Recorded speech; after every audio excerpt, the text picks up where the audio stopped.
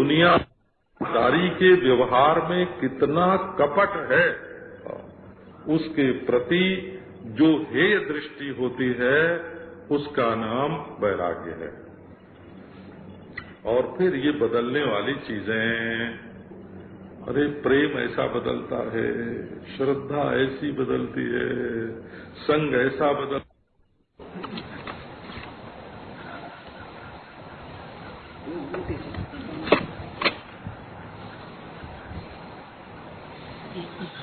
है, क्या पूछना। दुनिया बदल रही है, देश बदल रहा है, बच्चा था जवान हुआ, तो पहले वो कह के फिर दूसरी बताते हैं, नहीं तो भूल जाएंगे। अपने आत्मा के सिवाय किसी भी अन्य वस्तु पर आस्था होना, ये वैराग्य के विपरीत है, ये वेदांत का वैराग्य है। आत्मा के सिवाय ब्रह्मा विष्णु महेश पर भी अनास्था उत्पन्न कर देना, अभ्यास जन्य समाधि पर भी अनास्था उत्पन्न कर देना, स्वर्ग वैकुंठ पर भी अनास्था उत्पन्न कर देना, ये वेदांत के वैराग्य का लक्षण है, जिसमें मनुष्य आत्मनिष्ठ हो जाए। आत्मनिष्ठा होने के लिए अन्य निष्ठता का परित्याग करना पड़ता है, और यही वेदांत के वैराग्य का लक्षण है। जब करोड़ करोड़ ब्रह्मांड आपस में टूट रहे हैं, फूट रहे हैं, टूट रहे हैं, तब बोले कि उन ब्रह्मांडों में जो कोटि कोटि ब्रह्मा, कोटि कोटि विष्णु, कोटि कोटि रुद्र हैं, तब वो भी उनके साथ साथ टूट फूट रहे हैं। जब चेयरमैन का पद ही नहीं रहा तो चेयरमैन कहाँ रहेगा ना।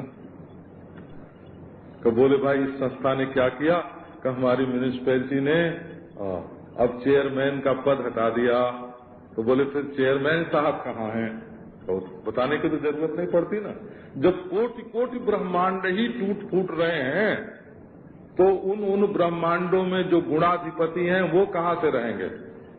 गुणावतार ब्रह्मा विष्णु महेश गुणावतार ब्रह्मांडों में, और प्रकृति के मूल में जो है वो गुणावतार नहीं है, गुणाधिपति हैं। तो इसी से कई ब्रह्मा, कई विष्णु, कई शिव ऐसे माने जाते हैं। तो अनास्था, आत्मातिरिक्त में, अपने सिवाय सब में अनास्था उत्पन्न कर देना, इसका नाम वेदांत का वैराग्य है। इससे आत्मनिष्ठा होती है। अब ईश्वर भक्तों के लिए भी इसमें बड़े काम की चीज है। वो क्या है कि वो ईश्वर को कोई बाहर नहीं मानते हैं। आपकी बुद्धि है, आपका मन है, जी हाँ, और आप हैं, और आप दोनों, आपके सामने रहकर ईश्वर आपकी बुद्धि का संचालन कर रहा है। और संसार की धियो जो न प्रचोदयात्, हम सबकी बुद्धियों का संचालन कर रहा है। माने हम सब लोगों की बुद्धि अलग अलग होती है, और हम भले ही अलग अलग हों, लेकिन हमारे और बुद्धि के बीच में एक अंतर्यामी ईश्वर तत्व है जो सबकी बुद्धि का संचालन कर रहा है। तो बुद्धि जिसको देखती है उसका नाम है बुद्धि का विषय, और देखने वाली है बुद्धि, और दिखाने वाला है ईश्वर, और इन तीनों को देखने वाला है आत्मा नारायण। तो आप ईश्वर को भी देखिए, ईश्वर की लीला को भी देखिए, जहाँ लीला हो रही है उस बुद्धि को भी देखिए, उस बुद्धि के जो विलास हैं विषय, उन विषयों को भी देखिए। तो वैराग्य जो है वो बाहर में अनास्था उत्पन्न करता है। ये वैराग्य की विशेष वेदांतियों का वैराग्य। अब आपको अधर्म से वैराग्य होए और धर्म में राग होए, धर्मानुरागी सज्जनों बोलते हैं ना, वहाँ ये नहीं कहते हैं कि धर्म वैराग्यवान सज्जनों, ऐसे नहीं बोलते हैं। धर्मानुरागी सज्जनों, अधर्म से वैराग्य और धर्म से राग। और भक्ति में ईश्वरातिरिक्त से वैराग्य और ईश्वर से राग। और योग में सत्व रज तम गुण और उनसे संबद्ध जो कुछ है उससे वैराग्य। और वेदांत में अपने आत्मा के सिवाय सबसे वैराग्य। ये सुनते हैं ना, मनोबुद्धि चित्ता है क्या, मनोबुद्धि अहंकार चित्ता ने नाम। और इसमें न तीर्थम न मंत्रो है ना सब। इसमें गुरु नैव शिष्य चिदानंद रूप शिवोहम। आत्मा के अतिरिक्त सबके प्रति अनास्था उत्पन्न होना, इसका नाम वैराग्य होता है। अच्छा, वैराग्य की अब एक बात और सुनाते हैं। कुछ लोग ऐसा मानते हैं कि ज्ञान और वैराग्य ये दोनों हमारी साधना के फल हैं। जैसे आपने भागवत के महात्म्य में सुना होगा, भक्ति देवी है। भक्ति देवी वो नहीं जो कहीं बाहर रहती है, भक्ति देवी वो जो हमारे दिल में रहती है। अच्छा, भक्ति कहाँ रहेगी? आपकी माला में भक्ति का निवास होगा कि आपके चंदन में? मूर्ति में भक्ति का निवास होगा कि पूजा घर में? भक्ति का निवास स्थान तो आपका हृदय होगा ना। तो हृदय में जो भक्ति नाम की चित्त वृत्ति है, उसके दो पुत्र हैं, माने दो फल हैं, दो परिणाम हैं, एक ज्ञान और एक वैराग्य। माने हमारी जो साधना है उसका अवश्यम भावी फल है वैराग्य। भजनीय के स्वरूप का ज्ञान, जिसकी हम भक्ति करेंगे उसके स्वरूप का ज्ञान, और उसके सिवाय दूसरे के प्रति वैराग्य, ये भक्ति का बिल्कुल निश्चित फल है। अभी तो हम भागवत भी सुनाने वाले हैं। देखो, 1 जून से 15 जून तक भगवान निभा दे, और आप लोग खूब उत्साह से सुनोगे ना तो निभ जाएगा। सुनने वाले का प्रेम हो तो निभ जाता है हो, और प्रेम नहीं हो तो बीच में विघ्न पड़ जाता है खूब। तो एक और दूसरा देखो, एक बोलते हैं कि ज्ञान वैराग्य आंख है, भक्ति का परिणाम है, फल है वैराग्य, ये एक सिद्धांत है। और दूसरा सिद्धांत है कि भक्ति की आंख है वैराग्य। और ज्ञान माने जहाँ प्रेम होता है वहाँ हम 10 ओर न देख करके एक ओर देखते हैं। अर्जुन चिड़िए का शरीर नहीं देखता है, उसकी आंख देखता है। तो चिड़िए का शरीर न देखना ये वैराग्य है, और उसकी आंख देखना ये ज्ञान है, ये है प्रीति। तो भक्ति का नतीजा है वैराग्य, एक मत है। और भक्ति की आंख है वैराग्य, और ये दूसरा मत है। और भक्ति का श्रृंगार है वैराग्य, ये तीसरा मत है। भक्तों में बहुत बढ़िया बढ़िया मत है। हो गोस्वामी तुलसीदास जी महाराज वैराग्य को भक्ति की आंख मानते हैं। भागवत वाले वैराग्य को भक्ति का पुत्र मानते हैं, भक्ति से वैराग्य होता है। और हमारे जो रसिक लोग हैं, वृंदावनी रसिक, वो मानते हैं कि नहीं, भक्ति यदि भगवान से है तो वैराग्य है कि नहीं, इस ओर देखने की जरूरत नहीं है। हाँ, वो तो श्रृंगार है। यदि हमारी कोई प्यारी सुंदरी स्वस्थ प्रेमवती स्त्री है, तो वो श्रृंगार करके हमारे सामने आती है कि बिना श्रृंगार के आती है, इसका कोई मतलब नहीं है।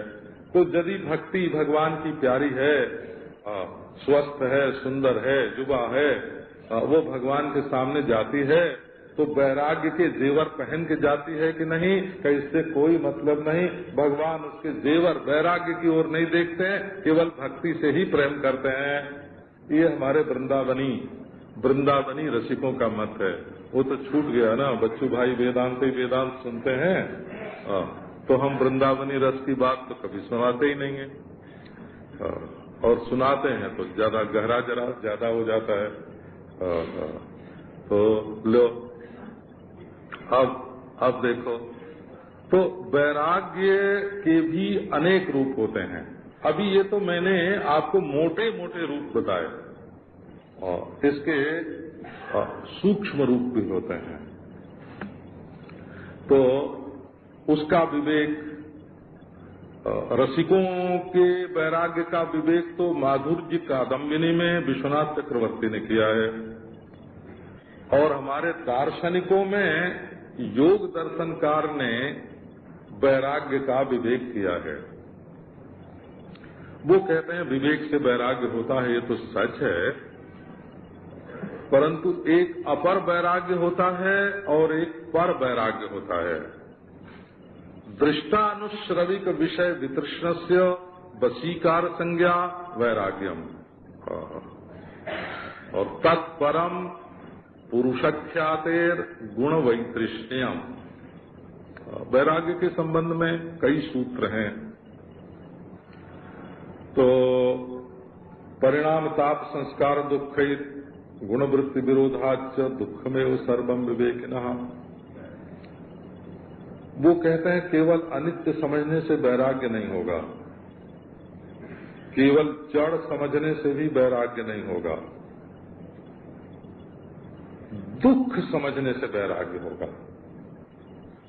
वैराग्य शक्तिशाली होते ही तब है जब सामने वाली वस्तु में दुख बुद्धि हो जाए। भगवान बड़ी कृपा करके तब वैराग्य देते हैं। वैराग्य के अवसर जो जीवन में आते हैं वो बड़े दुर्लभ हैं, बड़े दुर्लभ हैं। तो उन्होंने तो एकेंद्रिय, यतमान आदि अनेक भेद किए हैं वैराग्य के, अपर वैराग्य के। विषयों में इतना जो राग था वो कम हो गया, अब इतना रह गया, अभी इतना और प्राप्त करने के लिए मैं प्रयास कर रहा हूँ।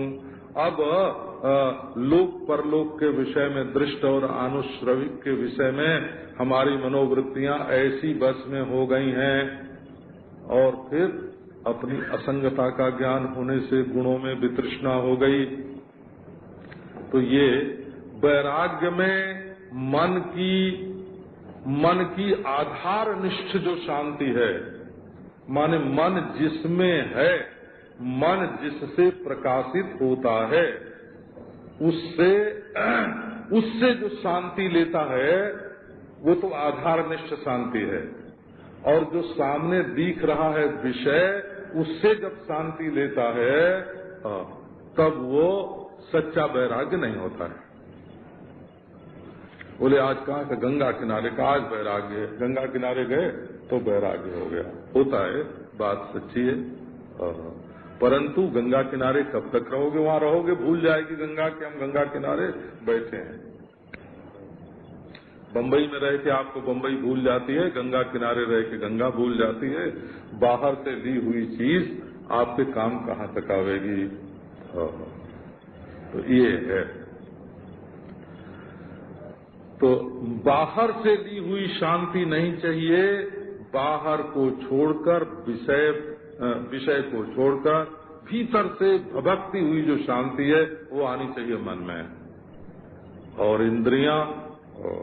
इंद्रियां कैसी होनी चाहिए? इंद्रियां ऐसी होनी चाहिए जो अपने आश्रय को तो देख ही नहीं सकते। कहाँ से हमको रोशनी मिलती है, ये आंख को, कान को, जीभ को, किसी को नहीं मालूम पड़ता है। तो वो अपने आश्रय की कल्पना नहीं कर सकती हैं। तो कम से कम इतनी भलाई करें कि थोड़ी देर के लिए विषयों को देखना बंद कर दें। ये देखो आगे चलते हैं।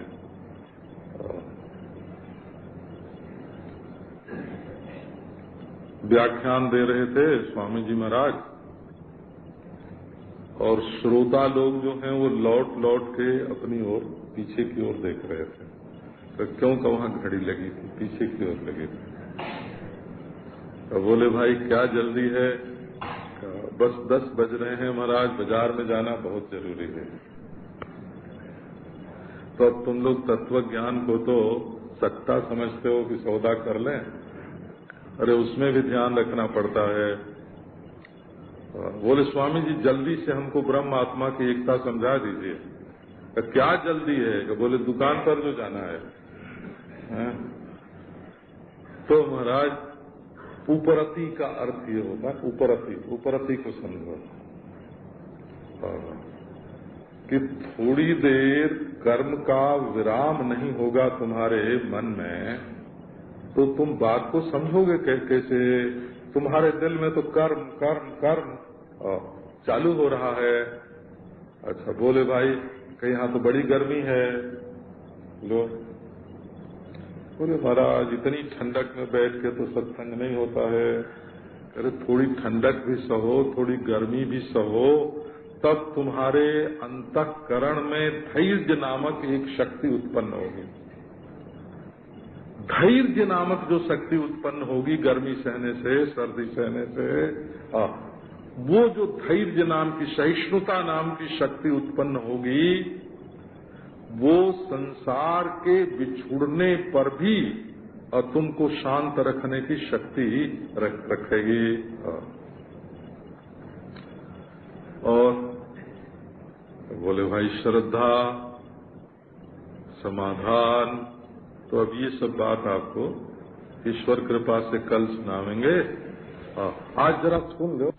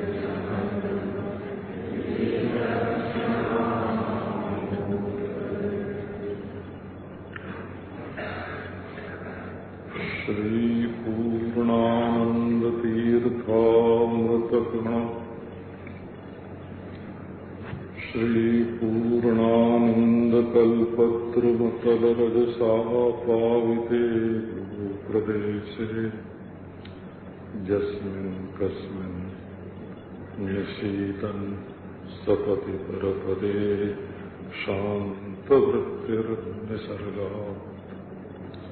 दर्शम दर्शम स्वरूपम परिणति विधुरम ब्रह्म निर्भेद मत्ता न श्रद्धा नानुबंधम श्रुति शिखर गिरामाग्र नानुमन्ये।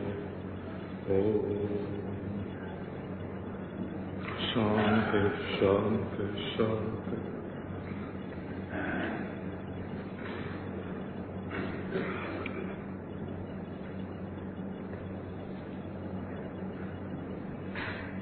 मनीषियों ने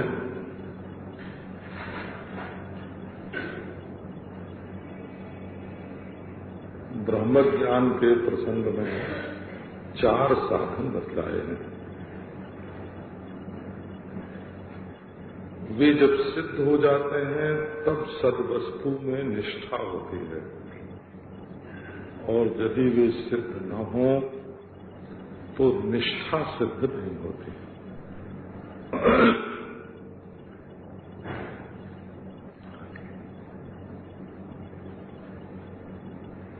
श्री भगवद गीता में निष्ठा का वर्णन पृथक है। निष्ठा माने सब ओर से निवृत्त होकर स्थिति। नी माने निवृत्ति है, तो निवर्त्य स्था स्थिति निष्ठा। दूसरी ओर से निवृत्ति होकर अन्य की ओर से निवृत्त होकर अपने स्वरूप में, अपने लक्ष्य में स्थिर हो जाना, इसका नाम निष्ठा है। निष्ठा ज्ञानस्य या परा, गीता में निष्ठा शब्द का प्रयोग है।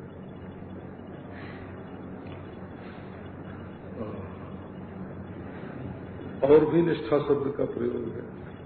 लोकेस्मिन् द्विविधा निष्ठा पुरा प्रोक्ता मया नघ।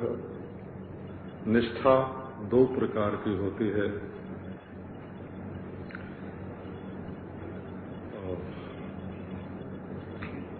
कर्म योग के द्वारा योगियों की होती है और सांख्य के द्वारा ज्ञानियों की होती है, सांख्य योग के द्वारा। तो एक तो बात को समझ लेना, संत मत में बोलते हैं समझौती।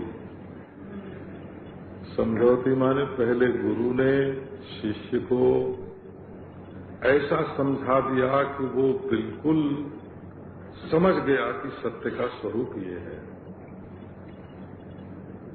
और फिर वो साधनाभ्यास के द्वारा उसमें स्थिर हो गया, तो उसकी स्थिरता को निष्ठा बोलते हैं। ऐसा संत मत में प्रसिद्ध है।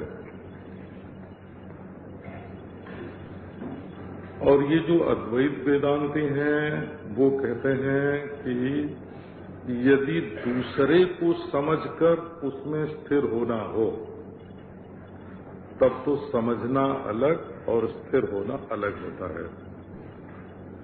लेकिन यदि अपने आप को ही समझ लिया और अपने आप को ही समझना है तो अपने आप में तो स्थिति पहले से ही मौजूद है, केवल अन्य से निवृत्ति मात्र अपेक्षित है। ये अपने अपने प्रस्थान के अनुसार, अपने अपने दर्शन के अनुसार सब शब्दों का अर्थ होता है। ये नहीं कि पढ़ें योग और समझें वेदांत से और पढ़ें वेदांत और समझें योग से, ऐसे नहीं होता है। अपनी अपनी भूमिका होती है, अपना अपना स्तर होता है, अपना अपना प्रस्थान दर्शन अपने अपने रास्ते में। एक अजीतपुर है, वो कश्मीर के रास्ते में पड़ता है, एक अजीतपुर है वो मद्रास के रास्ते में पड़ता है। कश्मीर जाने वाले के लिए अजीतपुर का मतलब दूसरा समझना पड़ेगा और मद्रास जाने वाले के लिए अजीतपुर का मतलब दूसरा समझना पड़ेगा। प्रस्थान माने मार्ग। अपने अपने रास्ते की जो चीज है उसको पहचाननी पड़ती है। एक बात देखो आप कि दूसरे को जब जानेंगे तो जानने में जब भला जानेंगे, अनुकूल जानेंगे, हितैषी जानेंगे, तब उससे प्रेम होगा। उसको जानना और उससे प्रेम होना दूसरे दो बात होगी। दो, दूसरे को जान लेना और उससे प्रेम करना दो बात होगी। और अपने को जान लेना और अपने से प्रेम करना ये दो बात कभी नहीं होगी। तो क्यों नहीं होगी? कि अपने से प्रेम तो रहता ही है। जैसा अपने को जानते हैं उसी से प्रेम होता है, अपने आप से प्रेम रहता है। तो अपने को जानने के बाद अपने से प्रेम करना नहीं पड़ता, क्योंकि अपने से प्रेम तो स्वतः सिद्ध है। और दूसरे को जानना भी पड़ता है और उससे प्रेम भी करना पड़ता है। तो इस प्रक्रिया को लोग अलग अलग नहीं जानते हैं।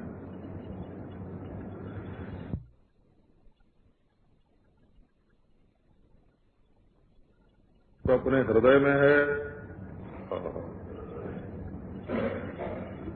उसमें प्रेम होने के लिए बाहर के विषयों से जो प्रेम है वो कम करना पड़ता है, तब भीतर वाली वस्तु में स्थिति होती है।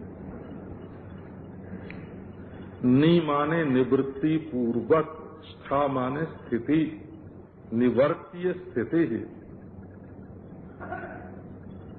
निष्ठा, इसका नाम निष्ठा होता है। तो साधन माने होता है निवर्तक। अच्छा, अब आपको एक केवल शब्दों पर ही आप ध्यान देंगे तो बहुत सारी बातें मालूम पड़ जाएंगे। एक शब्द है वर्तन। बर्तन माने बर्ताव, घर के बर्तन नहीं हो, अपने शरीर का बर्ताव। वर्तन, इनका वर्तन कैसा है, इनका आचरण कैसा है, इनका कर्म कैसा है, वर्तन। और एक होता है प्रवर्तन। प्रवर्तन माने ये काम करो, ऐसी आज्ञा। निवर्तन, ये काम मत करो, ऐसा निषेध। तो प्रवर्तन और निवर्तन ये दोनों धर्म हैं। वर्तन कर्म मात्र है और प्रवर्तन और निवर्तन दोनों धर्म हैं। ये करो, ये मत करो। और परिवर्तन ये है अनित्य। जो अनित्य होता है वो बदलता है, ये वैराग्य का हेतु है। पशु पक्षी आदि का बर्तन मात्र जो है वो तो चेष्टा है, कर्म है। और प्रवर्तन और निवर्तन जो है ये मनुष्य का धर्म है। और परिवर्तन पर जो दृष्टि है ये विवेक है। और परिवर्तनशील वस्तु को विवर्त मात्र समझना विवर्तन, इसका नाम तत्व ज्ञान है। देखो, वर्तन, प्रवर्तन, निवर्तन, परिवर्तन, एक संवर्तन भी होता है। वो होता है सबको लीन करके बैठना, संवर्तन। संवर्त वायु, संवर्त अग्नि, प्रलयकालीन। तो अब देख, परिवर्तन, संवर्त होता है समाधि में, परिवर्त होता है नित्यानित्य के विवेक में, और विवर्त होता है अपनी आत्मा के ज्ञान से संपूर्ण प्रपंच का। ये मैंने इसलिए एक ही शब्द को अनेक रूप में बताया कि आपको यदि बर्तन शब्द याद आ जाए तो उससे प्रवर्तन निवर्तन के रूप में धर्माधर्म, परिवर्तन के रूप में अनित्यता का विचार, संवर्तन के रूप में उसकी लीन अवस्था, और विवर्तन के रूप में अपने आप में मिथ्याभास मानता, एक शब्द के द्वारा जान सकें। ये नाम का व्याकरण है। हो, एक रूप का व्याकरण होता है, एक नाम का व्याकरण होता है। जैसे बीज से अंकुर, ये रूप का व्याकरण है।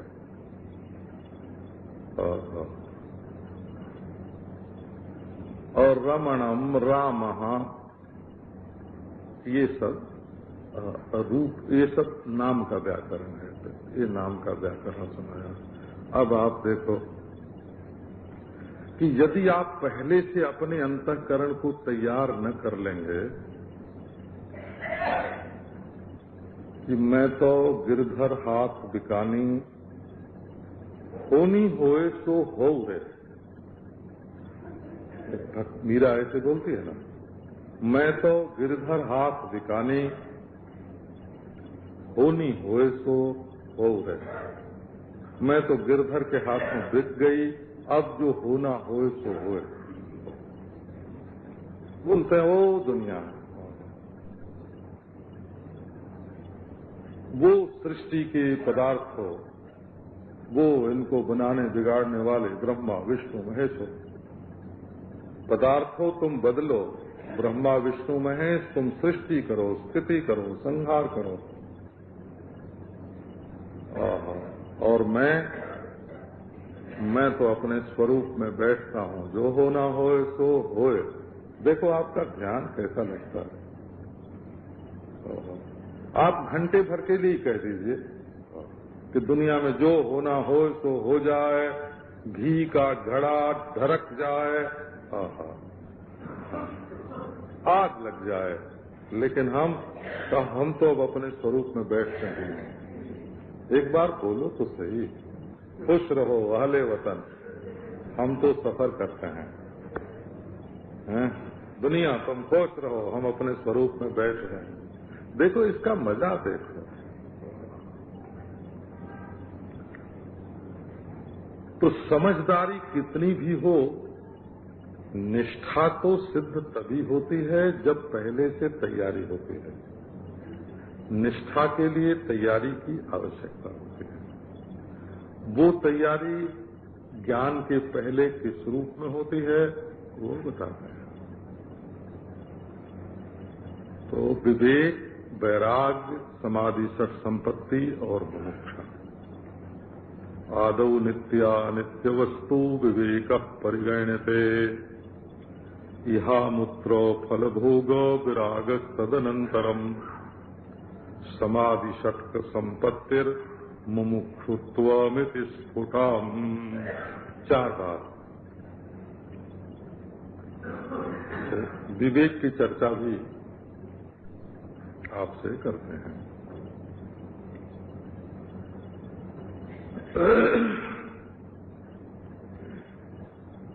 आपका विवेक कहाँ काम कर रहा है इसको देखो।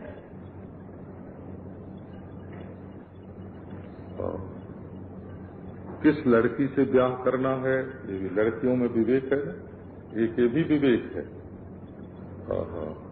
किस लड़के से ब्याह करना है, एक ये भी विवेक है। सोच विचार के तो होता है। देखो डॉक्टर लोग बताते हैं क्या खाना क्या नहीं खाना, भोजन में विवेक हो जाता है। पंडित लोग बताते हैं, धर्मात्मा लोग, क्या खाना क्या नहीं खाना। अच्छा, दोनों में फर्क क्या है आपको नारायण, कभी आपने सोचा होगा? वैद्य लोग जो गुण युक्त वस्तु होती है उसके खाने की सलाह देते हैं, और जो हानिकारक वस्तु होती है उसके न खाने की सलाह देते हैं, लौकिक दृष्टि से, शारीरिक दृष्टि से। धर्म में ये बात नहीं है, मत लगाना अपनी लेबोरेटरी धर्म में। हाँ, तो धर्म में क्या है? अच्छा, जैसे गुलाब जामुन बहुत बढ़िया है, खीर बहुत बढ़िया है, हलवा बहुत बढ़िया है, पवित्र है एकदम, अपने हाथ से अपने बर्तन मांज के और सोने के बर्तन में और गंगा जल लाया गया है, और उससे कोई वस्तु बहुत बढ़िया तैयार की गई है खाने की, अपनी गाय का दूध है। कहेंगे भाई ये पवित्र है, पवित्र। बोले धर्म ऐसे शिक्षा नहीं देता है खाने पीने की, कि बहुत मीठी है, बहुत स्वाद है, बहुत गुणकारी है। वो ये विचार करता है कि वासना का निरोध कहाँ तक होता है। सब पानी से मत बनाना, वासना का निरोध एक हुआ। सब वस्तु मत, सारी दुकान की वस्तु मत लेना। अभी कल हमको एक ने सुनाया, वो देवी जी कहीं मथुरा गई थी और उन्होंने देखा कि वो जो आगरे में बनते हैं ना पेठे, पेठा ही बोलते हैं ना, पेठा खाने के, बना रहा था हलवाई।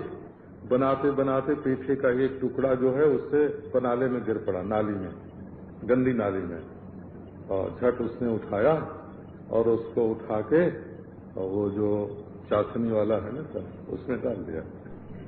अब लो, तो ऐसे नहीं होता। धर्म जो है वो वस्तु के गुण को नहीं देखता है, अधिकारी के गुण को देखता है।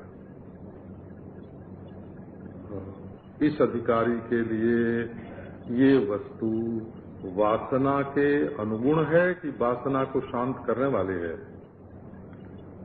यदि वासना बढ़ाने वाली वस्तु है तो उसमें चाहे कितने गुण हो। आप इस बात की कमजोरी पर कभी ध्यान दें तब मालूम पड़ेगा। अच्छा, बोले भाई ये स्त्री बहुत सुंदर है, ये पुरुष बहुत सुंदर है, बहुत स्वस्थ है, युवा है, प्रेमी है, अच्छा, क्या इसलिए वो हमको मिलना चाहिए? आप ये बात मानते हैं? क्या नहीं, धर्म के अनुसार विवाह हो तब न हमको मिलना चाहिए? तो इसमें क्या हुआ? वासना तो कहती थी कि सुंदर है, उसमें कोई दोष नहीं है, जुबा है। अच्छा, उसके शील स्वभाव भी अच्छे हैं, धन संपदा भी है, गुण भी है। तो क्या इसी से वो पुरुष किसी को भी मिल जाना चाहिए या वो स्त्री किसी को मिल जानी चाहिए? बोले नहीं, धर्म कहता है वस्तु में गुण है तो भी ये देखना है कि तुम उसके अधिकारी हो कि नहीं हो। तो बाहर वाली वस्तु के गुणावगुण का विचार ये लौकिक विचार है, और अधिकारी का जो उसको ग्रहण करना चाहता है उसके अंतःकरण का विचार और उसका विचार, ये धर्म का विचार होता है। वो इसके हृदय में कैसे अपूर्व की उत्पत्ति होगी, किस अपूर्व की उत्पत्ति होगी, और बाद में वो क्या करेगा। अब और देखो, आपको विवेक की एक दूसरी प्रणाली देखो। एक सत्ता में अनेक आकार हो गए हैं, एक चेतन में अनेक आकार भास रहे हैं, एक आनंद अनेक स्थानों पर प्रतीत हो रहा है। क्यों जी? सत एक है, चित्त एक है, आनंद एक है, तो ये अनेकता क्यों है? इस पर आपने कभी विचार किया है? जब एक ही ब्रह्म है, एक ही सत है, एक ही चित्त है, एक ही आनंद है, तो ये अनेक क्यों भास रहे हैं? बोले भाई होगा, इसमें अपनी मत्था पच्ची क्यों करना, दिमाग खराब क्यों करना। बोले ठीक है भाई, तुम पैसा कमाने में अपना दिमाग खर्च करो, हम ईश्वर के बारे में विचार करने में अपना दिमाग खर्च करते हैं।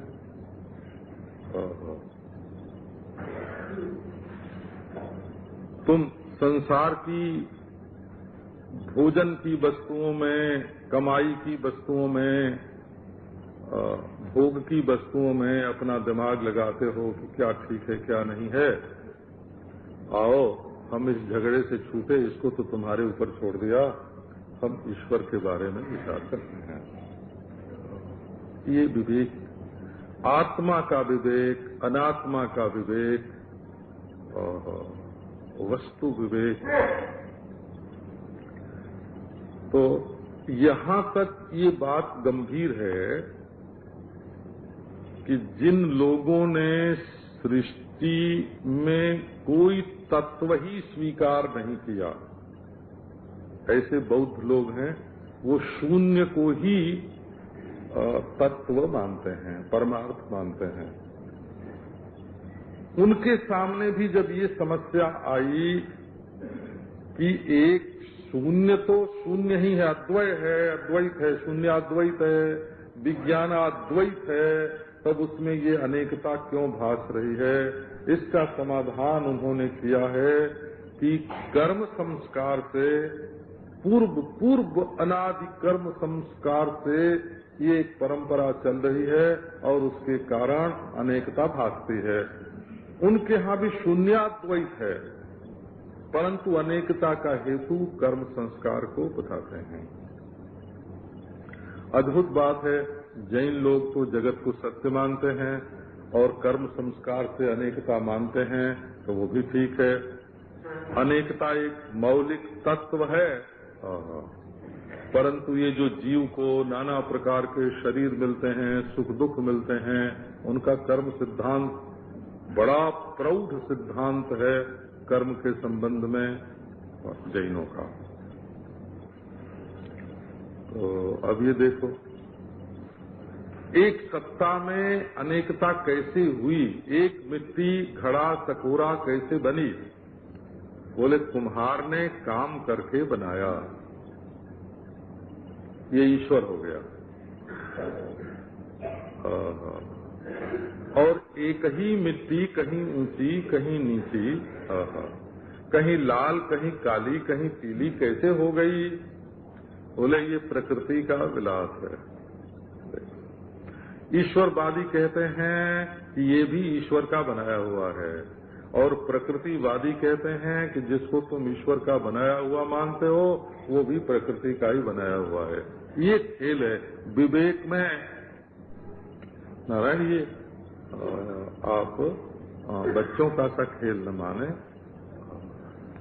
ये तो बड़ी विचित्र, इसमें जिसका दिमाग लग जाता है उसको फिर दूसरी चीज में उसका मन ही नहीं लगता। जौ मोहि राम लागते मीठे, तो खटरस नवरस अनरस रस होए जाते सब सीठे। जौ मोहि राम लागते मीठे। गोस्वामी तुलसीदास जी ने कहा कि यदि भगवान में हमको स्वाद आ जाता, उनकी मिठास मालूम पड़ जाती, तो ये भोजन के खटरस, साहित्य के नवरस, अन्य पदार्थों में जो रस, ये सब के रस फीके पड़ जाते, सूखे हो जाते। जौ मोहि राम लागते मीठे, तो खटरस नवरस अनरस रस होए जाते सब सीठे। जौ मोहि राम लागते मीठे। ऐसा मधुर रस का समुद्र, ऐसा अमृत का समुद्र उमड़ रहा है आपके हृदय में, और आप उसमें डूबते उतराते हैं, परंतु न समझते हैं कि ये अमृत है, और न उसका स्वाद लेते हैं, और हैं आप अमृत के समुद्र में उब चुब करते हुए, डूबते हुए, उन्मज्जन निमज्जन करते हुए अमृत के समुद्र में बैठे हुए हैं। तो नित्यानित्य वस्तु का विवेक, अब इसको हम जो विवेक की परिभाषा यहाँ दी हुई है उसके साथ मिलाते हैं। देखो, विवर्त के भी विभाग हैं। सद वस्तु में जो विवर्त है, एक अखंड सत्ता में जो विवर्त है, उससे आकार होते हैं, ऐसा विवर्त का एक रूप है। और चिद वस्तु में जो भिन्न भिन्न प्रतीतियां होती हैं, उनका नाम चित्त वृत्ति पड़ता है। अलग अलग अंतःकरण और उनमें अलग अलग वृत्तियां, ये देखो सत और चित्त अलग अलग नहीं है, परंतु विवेक की दृष्टि है। सद वस्तु में अलग अलग आकार, चिद वस्तु में अलग अलग वृत्तियां, और आनंद वस्तु में अलग अलग प्रियता।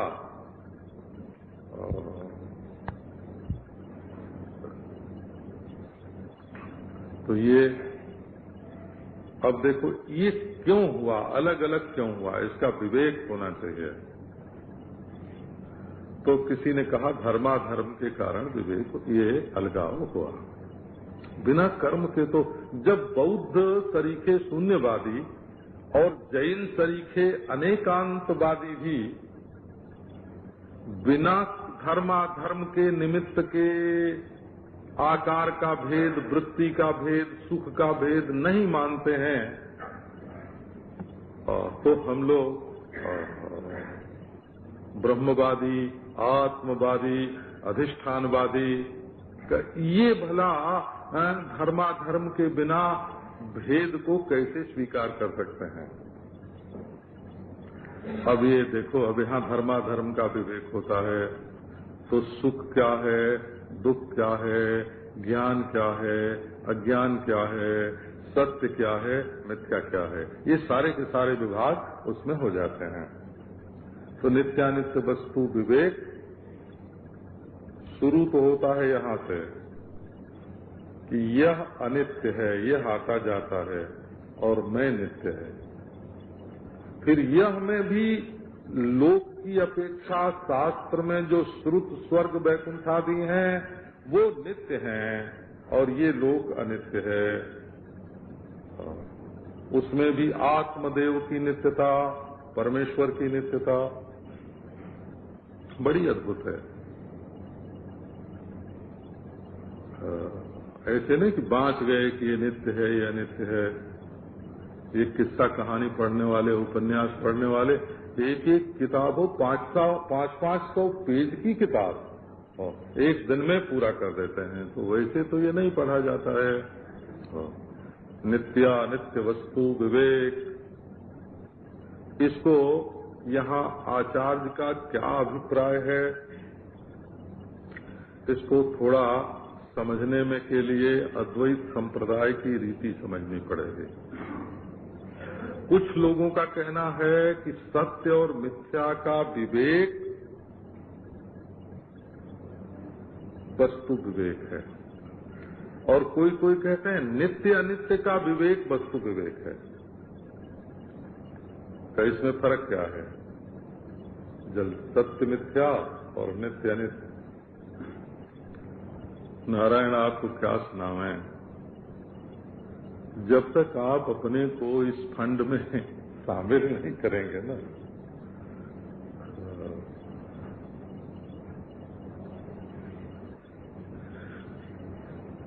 देखो, पहले मुंडकोपनिषद में परीक्ष्य लोकान कर्मचितान ब्राह्मणो निर्वेदमायात नास्त्य कृतः कृतेन, लोगों की परीक्षा करो, लोगों की भी और लोगों की भी। कर्म से जो कुछ बनता है, जैसे तद्यथा इह कर्मचितो लोक क्षीयते एवमेवामुत्र पुण्यचितो लोक क्षीयते। जैसे यहाँ ईंट से बनाया हुआ मकान ढह जाता है, वैसे कर्म से बनाया हुआ स्वर्ग आदि लोक भी ढह जाता है। तो जो इसका अभिप्राय निकला कि जो बनाया जाता है वो बिगड़ जाता है। यत् कृतकम तदनित्यम, जो बनावटी होता है वो अनित्य होता है।